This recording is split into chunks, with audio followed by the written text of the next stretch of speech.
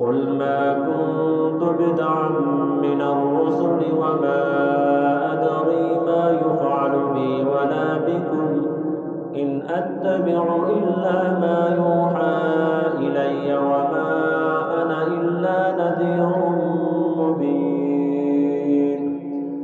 قل أرأيتم إن كان من عند الله وكفرتم به وشهد